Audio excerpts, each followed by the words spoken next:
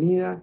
Los que están presencial, digamos, pocos, a los que estamos sincrónicos, yo me sumo hoy en este caso a estar sincrónico, todos, les pido a los que puedan que nos acompañen con las cámaras, porque ayuda a los expositores y justamente a verlos. Agradezco a los que empezaron y a los que puedan, al resto también, porque creo que es parte de nuestro proceso de comunicación. Así que bueno, Juan, nada, te dejo todo. Muchas gracias, Alfredo. Seguimos impulsando. Yo soy Juan Ruibal, soy director de la licenciatura en gestión y quiero compartir con alguien a quien admiro esta conversación, que es como yo, pero es docente con mucho prestigio en la educación argentina. Basta Jorge Fase, profesor de varias materias en la licenciatura. Yo de Jorge le podría decir mil cosas que he recorrido y lo he visto enseñar a directivos, docentes, supervisores, viceministros. Lo he visto resolver las debilidades de un programa en una actividad del Banco Mundial hace 7, 8 años. Tal es así que en aquel momento, cuando había un obstáculo en un proyecto de evaluación de resultados de las escuelas, y se veía, se pensaba en la utilidad que tenía evaluar las escuelas y devolverle a los directores en Salta y en La Rioja los resultados, finalmente los especialistas del banco no encontraron ninguna fórmula mejor para designar el programa que estábamos haciendo, que se llamaba La mejora comienza en la gestión. Y los especialistas y todos los que estábamos allí, nos encontramos que la forma para que los directores se apropiaran se llamaba el modelo FASE. El modelo FASE era hablarle a los directores con claridad sobre lo que se requería para mejorar los resultados que habían obtenido. O sea, una formulación didáctica, clara, proyectiva, pero presente de lo que estaba pasando en las pruebas aquellas. Me llamó la atención, hubo resultados positivos a lo largo de 3 años, mejoraron sensiblemente los resultados según la forma de medición del Banco Mundial en aquellas 2 provincias, Salta y La Rioja, y aquí dije, bueno, esto es nada más que una gota en el vaso.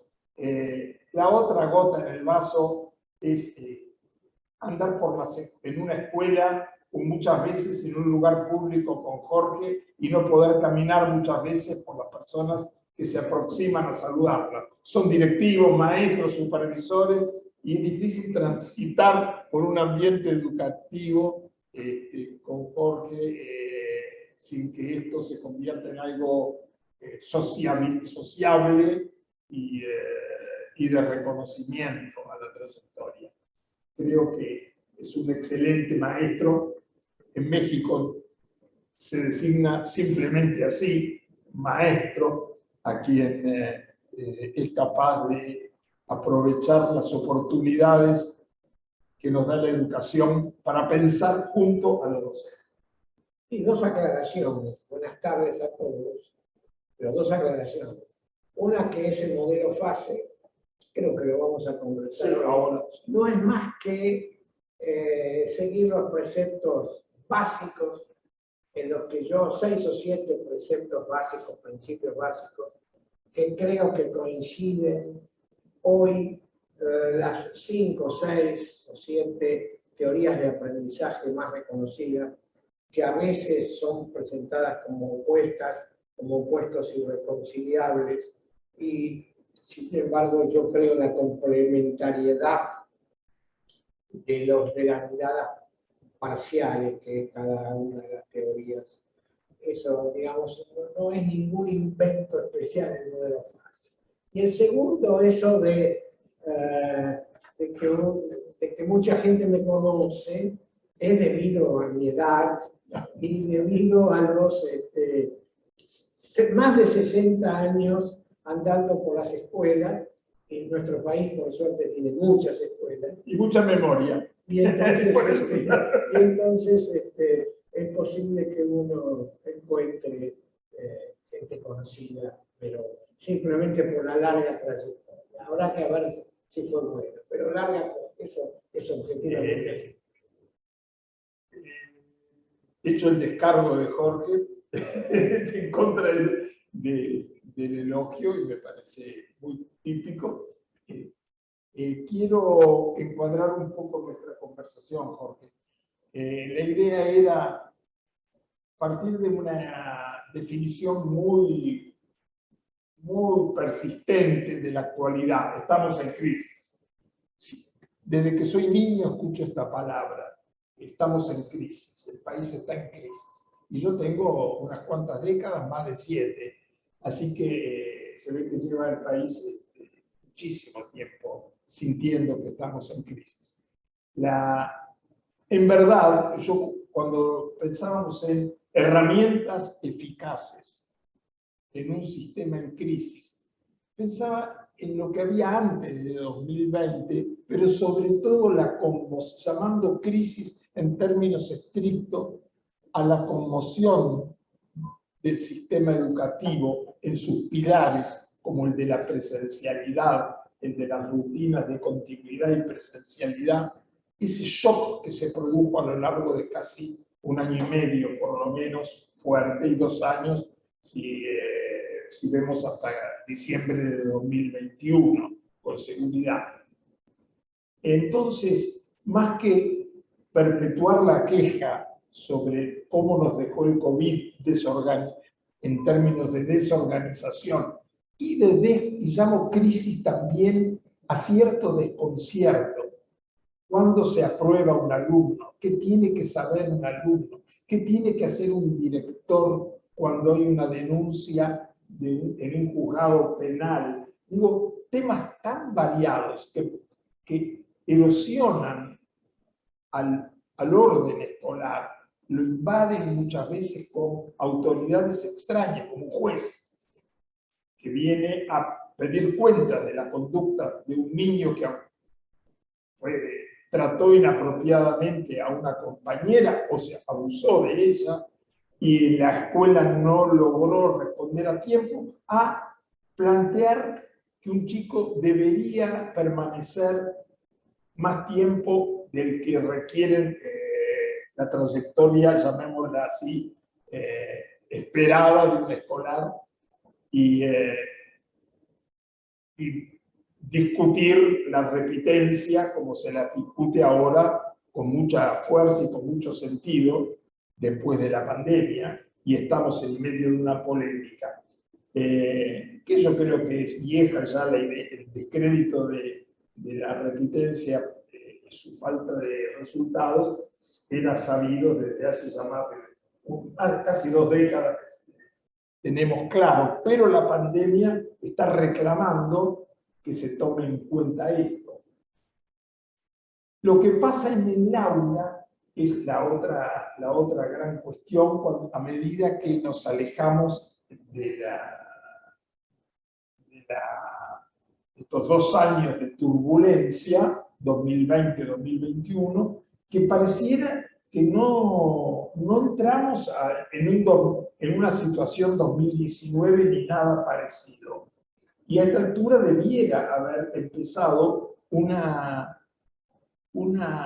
recuperación de los mecanismos usuales de enseñanza y aprendizaje en el clima del aula. Y pareciera que esto se complica en algunos casos. ¿Qué herramientas pueden estarnos faltando? ¿Y qué herramientas se usaron y se usan y permiten decir no es el colapso del sistema escolar, sino que es una turbulencia que tenemos que saber traspasar?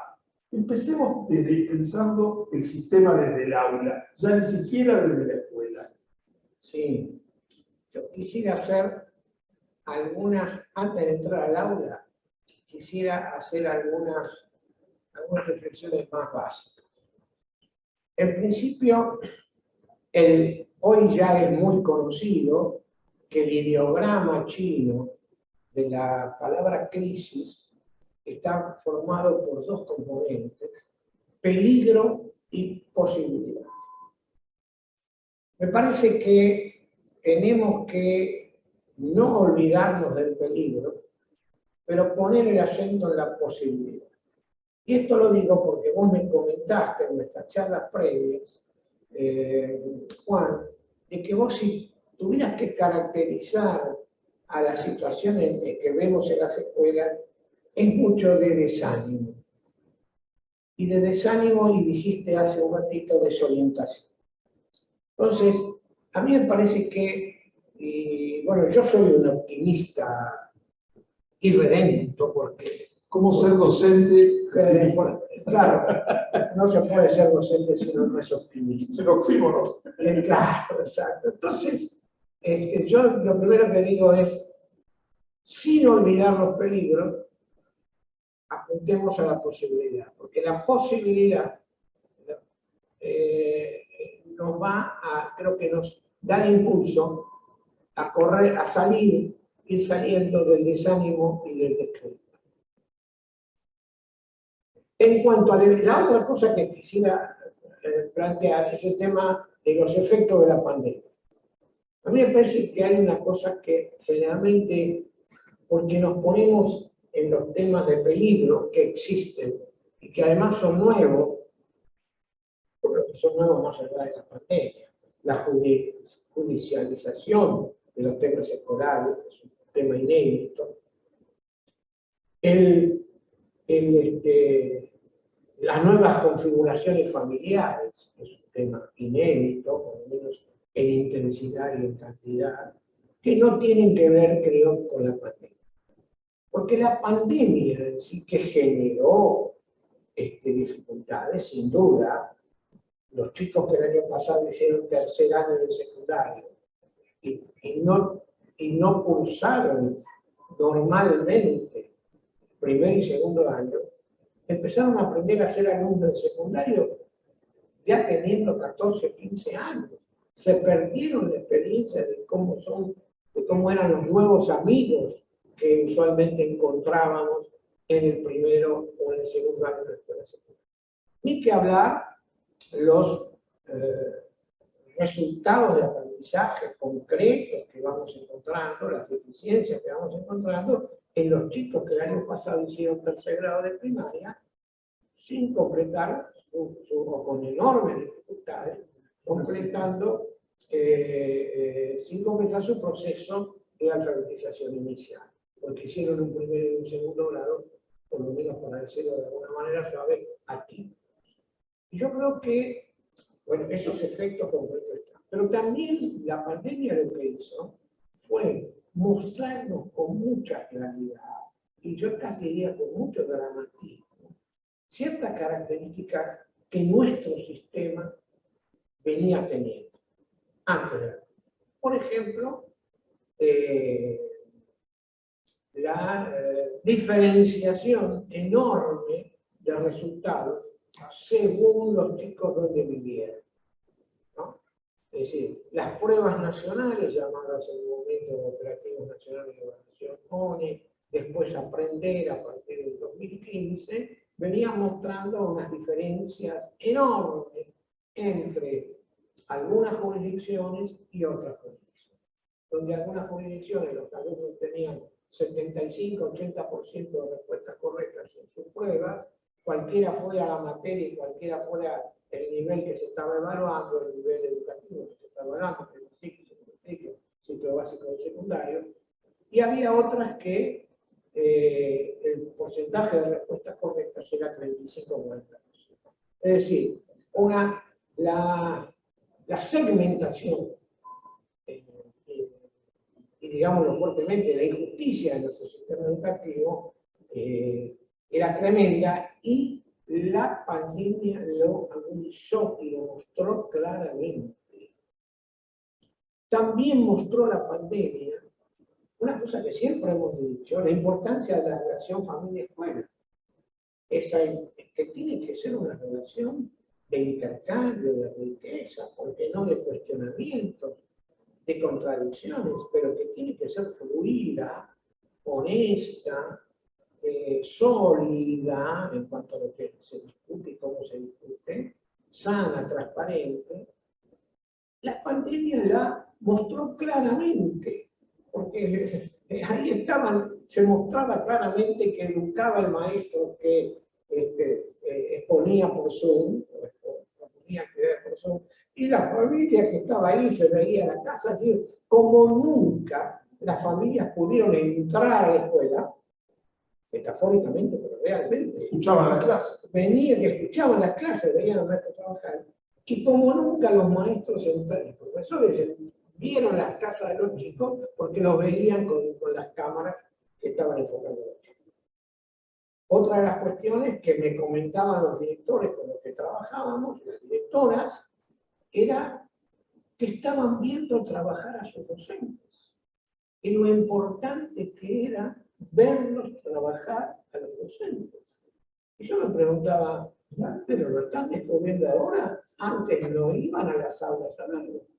Pareciera que muchos no. Y la pandemia denunció esto, denunció que los directores podían mirar trabajar a sus docentes, podían evaluarlos, podían ayudarlos, podían corregirlos, podían apoyarlos, podían felicitarlos, interactuar con ellos y aportar a su mejor desempeño como docentes. Y entonces la importancia de esto, de la observación del trabajo de los docentes. Es decir, y podría decir muchas características más. Me parece que la pandemia puso sobre el tapete características que nuestro sistema tenía. Podríamos decir, manifestó una crisis, más Manifestó. que provocarla. Yo creo que la manifestó y sin duda la agudizó, sin duda la agudizó cada uno de estos aspectos y aparecieron otros nuevos, por cierto. Digamos, que un chico de tercer grado vaya su primer día de escuela y en tercer grado teniendo 8 años de edad y no sepa leer ni escribir, bueno, es una cosa nueva. Las pautas de la escolarización en la Argentina. Claro, eso es 1884. Por supuesto que puede haber chicos, puede haber muchos que lleguen a tercer grado con esa situación, pero no en una extensión masiva como ocurrió como consecuencia de la pandemia. Ahora, vos me preguntabas antes, vayamos al aula, dentro de este contexto, vayamos al aula, y me preguntabas de las herramientas. Yo en esto tengo que hacer, Juan, una primera aclaración. Yo soy un convencido que las herramientas por sí solas no aseguran la eficacia. No aseguran la eficacia. No enseñan, lo digo brutalmente, para que los colegas docentes además me entiendan. Las herramientas no enseñan. Es decir, el pizarrón no enseña. El libro no enseña, ya lo voy a matizar esto. El Zoom no enseña, el Internet no enseña. Lo que en una película no enseña, lo que enseña del pizarrón, del libro, de una película, de la información que tengo en Internet, es lo que hago con la herramienta. Es decir, si en el pizarrón solo trabaja el maestro para mostrar, uno puede decir el pizarrón no sirve. Sí sirve si yo uso el pizarrón para que los alumnos piensen. El libro. Y el libro por sí solo, con un chico, con un adulto es otra cuestión, con un adolescente es otra cuestión, que tienen ya la comprensión lectora desarrollada, pero con un chico. El libro enseña cuando le hacemos hacer determinadas cosas a los chicos, a los alumnos, con ese libro, con eso que están escribiendo, con eso que están narrando, con eso que están informando. Digamos, esta es una cuestión básica, digamos. Se han multiplicado las herramientas, tenemos el acceso a los videos, tenemos el acceso, pero a ver, Piaget le dijo una frase una vez a alguien que le preguntaba, cuando era la enorme difusión de las diapositivas, años 60, le dijo, ojo, que hay un verbalismo de la imagen. En esa época de los 60, 70, que parecía que en lugar que se solucionaban los problemas de aprendizaje pasando diapositivas, gran descubrimiento. Yo era maestro de los años 60, así que lo viví como maestro de aula, y que allí advirtió, ojo que puede haber un verbalismo de la imagen, es decir, ojo que lo puedo poner al alumno tan pasivo como cuando yo estoy discursiando. La imagen habla de una manera sola, aparentemente, y vos no tenés nada que hacer.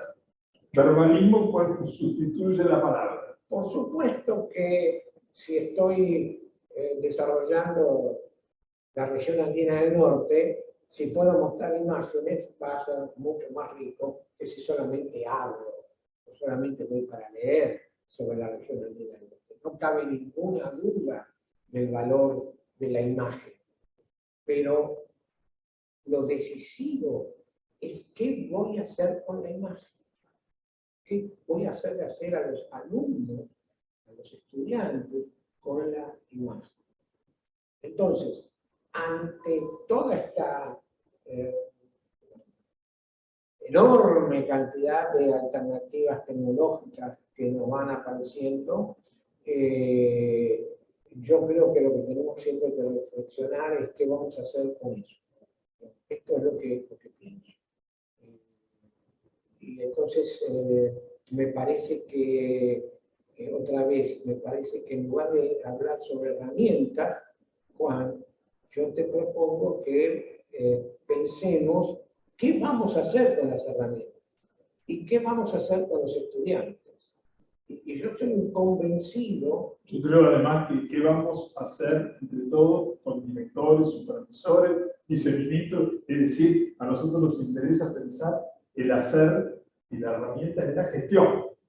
Claro, claro, porque, a ver, miren, puedo contar una anécdota personal de mi segunda publicación, que fue cuando yo tenía el berretín de la enseñanza de la matemática, en los años 70, escribimos un libro con Orlando Martiniá, que nos editó el Ateneo, y ahí poníamos nosotros, en un momento, los alumnos van a aprender a resolver problemas cuando toda la escuela funcione resolviendo problemas. Desde el portero hasta el director, lo cual mereció la crítica del corrector del Ateneo. Dijo que no se decía solo, se decía desde el director al portero. Pero soy convencido de que ahí había una gran verdad que es que todos debemos estar aprendiendo.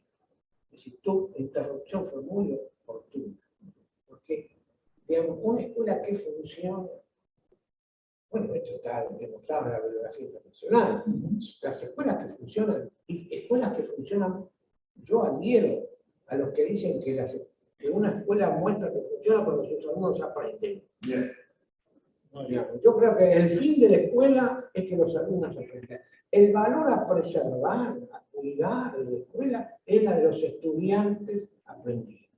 Yo les digo muchas veces a los docentes, miren, las escuelas existen por los jóvenes, también por los adultos, ¿no? Lo que pasa es que había que en un determinado momento del desarrollo de la humanidad había que enseñar cosas tan específicas que se requirieron personas que estuvieran preparadas especialmente para hacer esa tarea de enseñar a los jóvenes. Y después había que tener un lugar. Y después había que tener un horario. Cubrir el territorio entero del país. Pero las escuelas, bueno, eso es una de las... En todas estas pálidas y desánimos, esta intervención tuya a mí me lleva a decir, quizás me voy del tema, Juan, pero a decir así muy rápidamente, el fabuloso sistema educativo que tiene la Argentina. La Argentina tiene una densidad de escuelas. Y a mí en algún congreso internacional se ha levantado la mano un supervisor belga y me ha dicho, profesor, está manejando mal las cifras.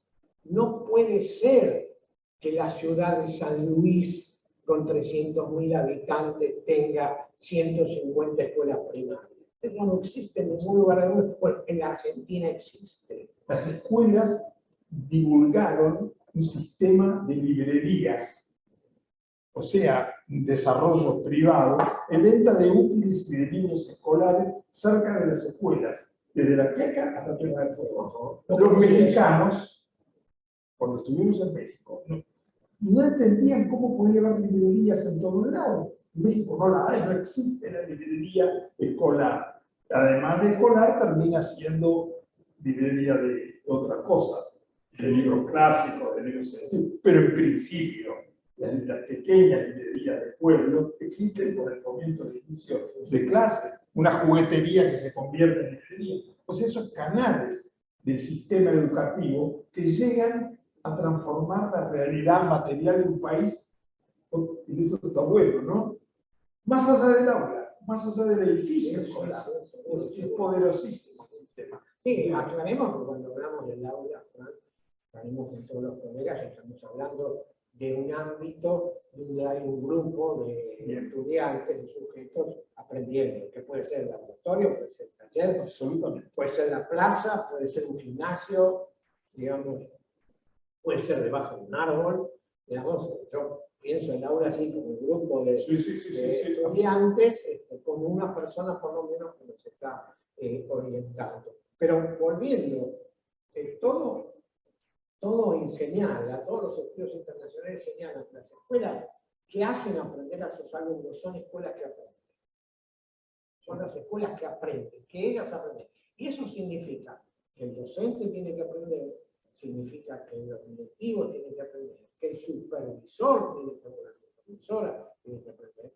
¿Y por qué no el personal de auxiliar? Por ejemplo, digamos, estas no son utopías. Yo, por ejemplo, supe en el momento de la gran preocupación sobre el SIDA y sobre los chicos que aparecían contagiados de SIDA, que en el Jardín de Infantes Mitre, 300 chicos de 1 año hasta 5 años, en Palermo, en la ciudad de Buenos Aires, dependiente del profesorado Exelton, digamos, el primer profesor de maestra jardinera de toda Latinoamérica,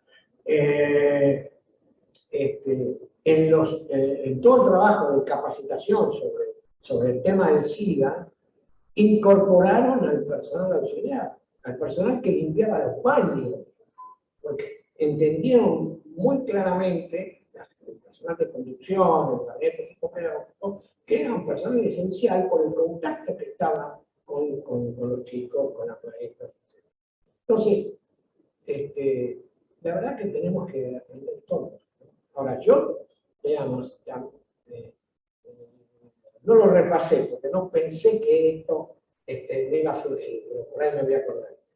Yo alguna vez hice una tabla de paralelas de cómo era el proceso de enseñanza en el aula y el proceso de conducción.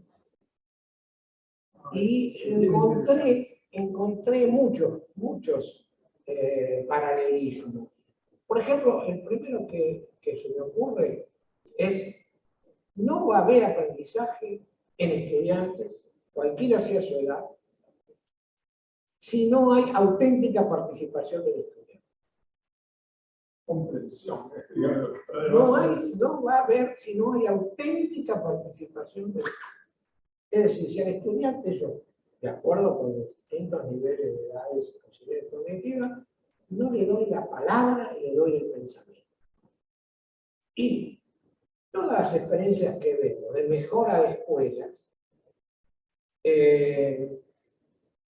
funcionan las mejoras de escuelas cuando los docentes de aula tienen participación auténtica. Cuando la dirección piensa a los docentes como sujetos de aprendizaje. Yo me reconozco, yo digo que tengo una posición constructivista en términos generales, según cómo veo la educación. Y yo, por ejemplo, una de las críticas que le hago al constructivismo es que hablamos permanentemente de los estudiantes como sujetos de aprendizaje, que tienen, cuando se enfrentan a un problema, obstáculos y posibilidades, saberes previos. Todos los colegas que nos están viendo y escuchando saben que el constructivismo postula que se aprende a partir de saberes previos. Dicho de paso, dice lo mismo todas las teorías de aprendizaje no es solo digo, serias que hay en vigencia actualmente, sólidas, con fundamentos científicos. El chico se enfrenta a ese problema con saberes que le posibilitan ese aprendizaje y saberes que le obstaculizan ese aprendizaje, cognitivos y también sociales y afectivos. Pues, colegas, los docentes de aula también son sujetos de aprendizaje. Y también van a dar una determinada clase, van a coordinar una determinada clase con sus saberes previos. Algunos les facilitan su tarea docente y otros se las obstaculizan. Y obviamente, y es lo que tratamos de hacer en la licenciatura, así tratamos de trabajar, los directivos y los supervisores también son sujetos de aprendizaje. Y también tienen montones de saberes que hay que recurrir a ellos, a esos saberes, para que desde ahí, si es necesario, revisemos o revise algunas cosas, aprendamos. Y entonces me acuerdo de esa metáfora que yo te la digo siempre, Juan. Es una maestra de una escuela de Villa que una vez me dijo, profe, acá para que los chicos vengan a la escuela y aprendan, hay que ir a buscarlos a donde están. Esto parece que fue una cosa de la pandemia. No, esto de siempre. Esto de siempre. Por supuesto, la maestra esa se refería a que, o directora, se refería a que había que ir a buscarlo a la casa, porque a veces la mamá iba a trabajar afuera y no lo podía despertar al chico, levantarlo, acompañarlo. También a que había que ir a buscarlo a la canchita de fútbol, o al semáforo, donde estaba tratando de conseguir algún dinerillo, o algún otro lugar más pesado. Se refería a ir a buscarlo materialmente, a los lugares, digamos, geográficos donde el chico está, físico. Pero a mí se me ocurrió y dije, no, pero esta es una metáfora maravillosa para describir cualquier situación de aprendizaje. Al sujeto de aprendizaje, sea estudiante, niño, joven, adolescente, adulto, sea el docente, sea el director, sea el supervisor, si querés ser el ministro, y puedo contar una cosa que me dijeron acá mismo una colega, es decir, tengo que ir a buscarlo donde está. Y para ir a buscarlo donde está, tengo que decirle, piense, tengo que decirle, hable, diga, cuénteme, y obviamente tengo que escuchar, ¿no es cierto? Para ir a partir de ahí dialogar, ¿no? Es un recorrido vital por el lado de la acción organizada o desorganizada, más que por la idea de que hay algo flotando en el aire que llamamos sistema u organización. Hay acción organizada para que haya organización. Acción de ir a buscar a los chicos. Acción de manejar los propios saberes previos y los de los demás. Establecer el puente entre ese saber e ignorar que hace posible el aprendizaje. Cuando dije que los supervisores había que pensar también como sujeto de aprendizaje, una vez en una clase, quizás a lo mejor de esta misma aula,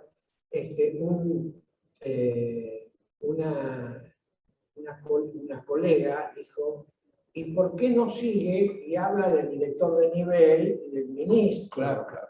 Entonces, la colega le dije, sí, tal cual, el ministro también tiene que aprender, o la ministra tiene que aprender, y tiene que rendir cuentas. Digamos, ¿no? En Francia, por lo menos, claro, cada 3 meses, el ministro o la ministra de Educación tiene que ir al Parlamento y rendir cuentas de lo que se está haciendo. Y lo evalúan como evaluamos al chico de tercer grado en las pruebas de aprender. Claro, seguro. Sí, claro, existen parámetros. Sí. No es un capricho de interrogar para hacer pasar. Ahora, cuando vos decís acción organizada, más que organización. Sí, acción organizada, me parece buenísimo, ¿no? En el sentido de que porque acciones, porque insisto sobre esto, estamos trabajando con sujetos de aprendizaje, estamos trabajando con sujetos que están construyendo su subjetividad. Y su subjetividad como estudiantes, como futuros adultos, como personas, pero también los directivos tenemos que hacer que los docentes construyan su subjetividad como docentes.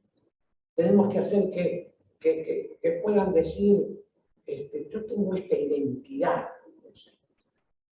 Uno se pregunta, escuchándote, Jorge, la palabra a veces sistema es engañosa, porque uno piensa en sistemas físicos o sistemas materiales, el sistema ferroviario, el sistema eléctrico, en donde hay tal vez seres humanos en el tablero de control, pero básicamente la velocidad del tren, el estado de las vías, son cosas que se ensamblan solas. En caso de que no estén ensambladas, se viene el sistema abajo. Ahora con la electricidad vimos recientemente que se apagan las centrales o se suspende el funcionamiento de las centrales a partir de un incendio en un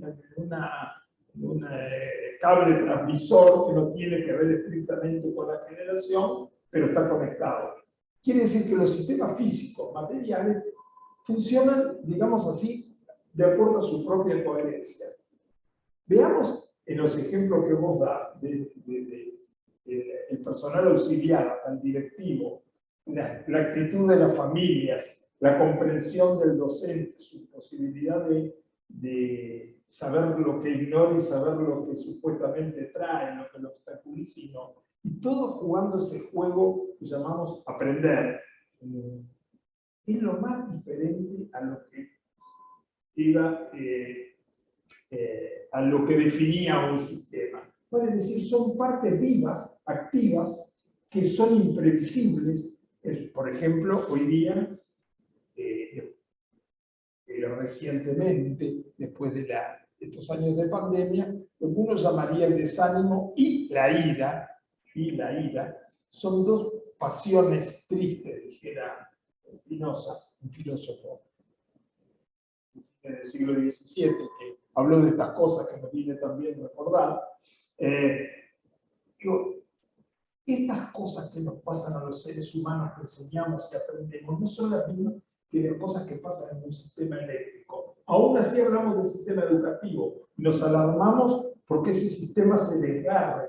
En verdad se desgarra, porque escuchándote hablar, da la impresión de que más que desgarrarse, se adapta dolorosamente a la actualidad, sea cual sea esa actualidad. Década del 60, año 2000, 2023. El sistema se adapta, pero no como un sistema eléctrico. Apagás la central de Atucha y después la volvés a prender. Sí, a riesgo de ser repetitivo y aburrido, se trata de sujetos que están en función. Los sujetos tenemos toda la variedad y toda la riqueza y todos los aspectos negativos que tiene un sujeto. Imprevisibles también, Y hay, en gran parte. y claro, imprevisibles, pero posiblemente hoy en día el grado de imprevisibilidad que siempre existió, el tema es qué cabida uno le da, digamos, porque, a ver, de pronto uno estaba explicando, no sé, la fórmula para hallar la superficie del rectángulo, ¿no? Y salía una niña por allá al fondo del aula y decía, pero profesor, y si el lado ese usted en lugar de estar así derecho está inclinado, y nadie tenía previsto que una niña de quinto grado, de sexto, dijera eso estaba para después, cuando en la planificación decía paralelogramo, propiamente dicho. Entonces, la imprevisibilidad siempre. Hoy yo reconozco que lo imprevisible está más extendido y golpea más. Pero, ¿qué es lo que a mí me parece que debe sostener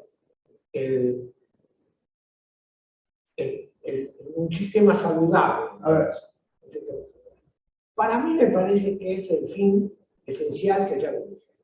Esto existe para que los estudiantes aprendan. Entonces, todo tiene que estar en función de eso.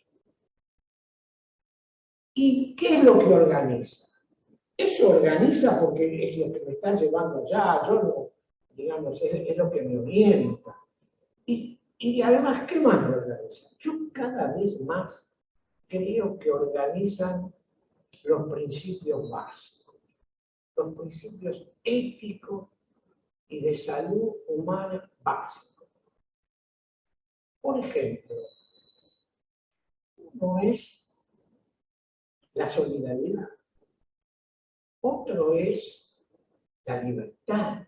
Entonces, cuando ante una situación inédita, yo creo que los directivos tenemos que hacer el ejercicio de la generosidad es un principio ético básico, y entonces está en nosotros.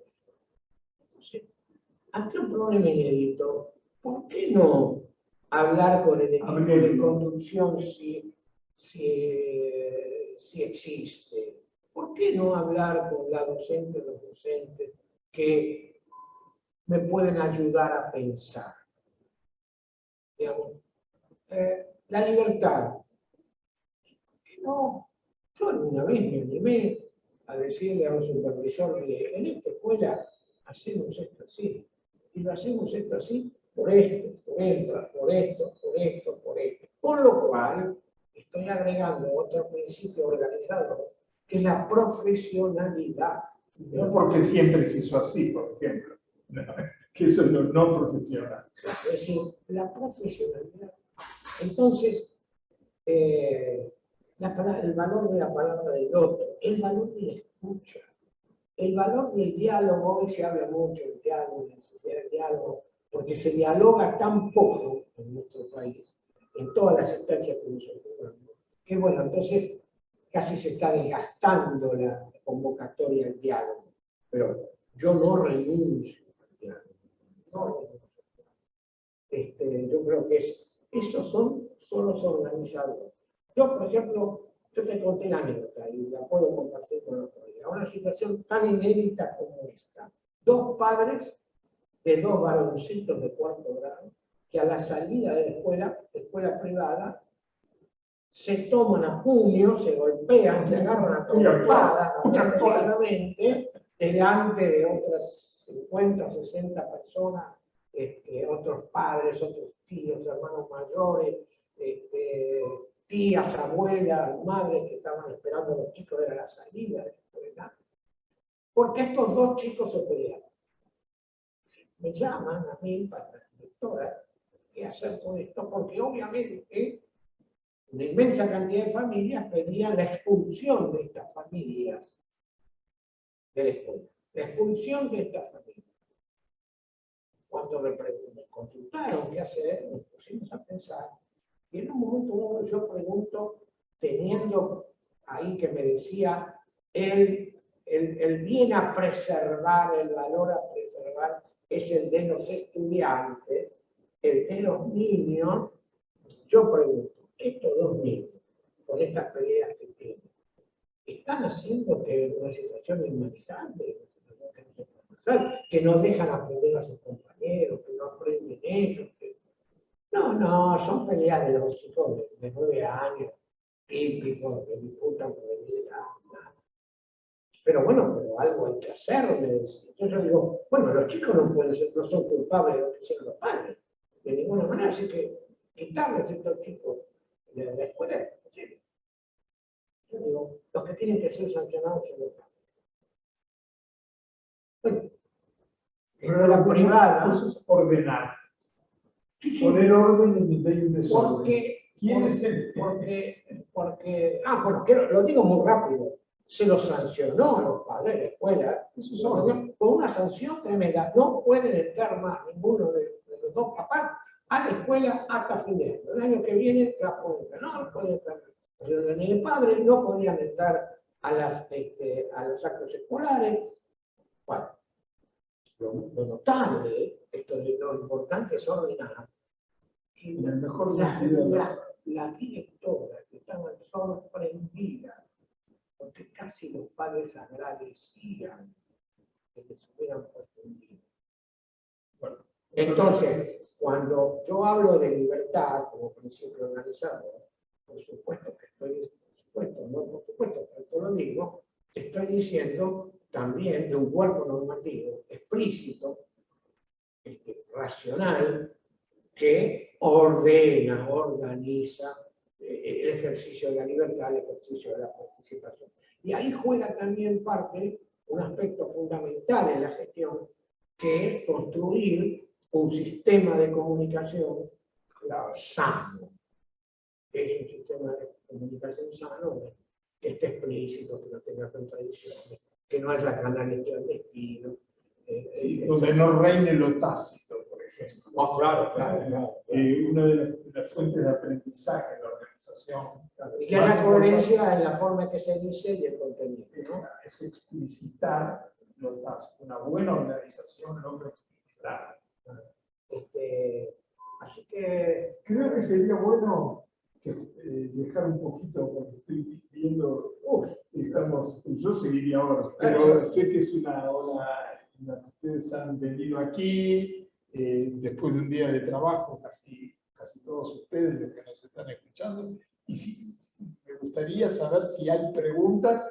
Yo voy a darme vuelta, voy a virar y voy a mirar hacia la pantalla. Mi voz no se va a escuchar, así que Jorge, vos me vas a ayudar para que se escuche. Bueno, ¿alguien quiere hacer alguna pregunta? ¿Sintió que hay algo que merezca la pena discutirse o complementar o dar otros ejemplos diferentes a lo que estamos pensando sobre la crisis del sistema? también para discrepar, para algunas cosas de la idea es pluralizarlo, ¿no? Porque es un excelente pluralizador. ¿Alguna pregunta? ¿Algún comentario? ¿Dudas? Buenas tardes, maestros. Mi nombre es Virginia Jiménez. Asisto a esta conferencia, bueno, invitada por la ESEADE.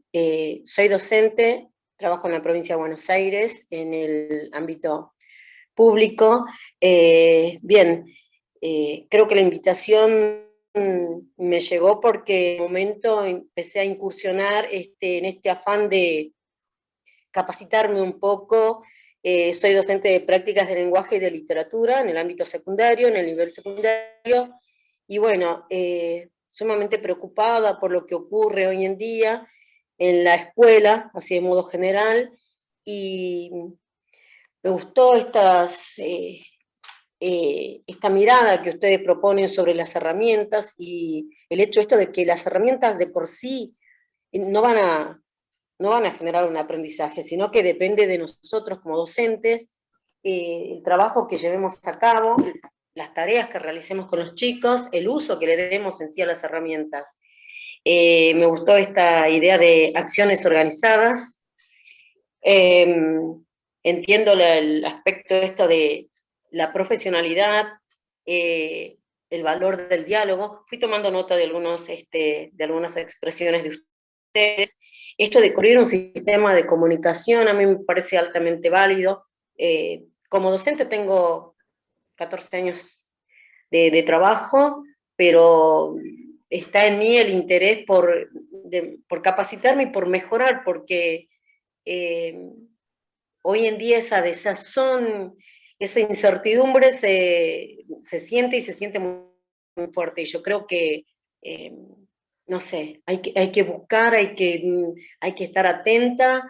De forma personal me estoy capacitando también. Estoy haciendo la licenciatura en educación en la Universidad de General Sarmiento, pero voy por más y quiero de verdad, no sé, procurarme algunas puertas para acceder de una manera más profesional, vamos a decir. Entonces, reitero, tomé nota de lo que ustedes compartieron hoy con el público y voy a ver el modo de hacerme de un espacio para incorporarme acá. ¿sí? Para ver otras cosas, porque lo que tengo hoy por hoy no me alcanza y bueno, estoy así, en la búsqueda.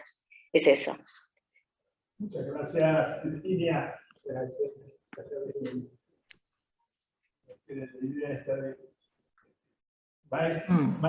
Hay docentes desanimados o pesimistas, no, por lo visto Virginia está luchando para construir el optimismo, ¿no? No, bueno, a ver, yo encuentro muchos maestros, docentes, directivos, supervisores, optimistas, con ganas,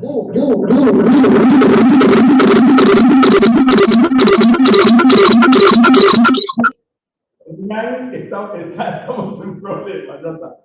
hay muchos, muchísimos. De hecho, yo doy clase en 3 licenciaturas en gestión, en 3 ámbitos diferentes, y hay muchos inscritos y hay mucha gente capaz, mucha gente inquieta, mucha gente que estudia.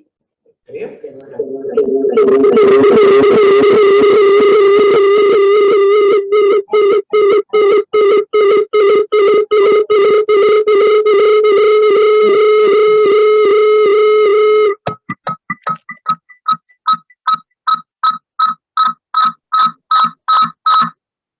Marita, cuando Hernán, se ve que es o el celular o la máquina. Hernán es estudiante de la licenciatura en gestión. Así que hasta, como decía el tango, adivino el parpadeo.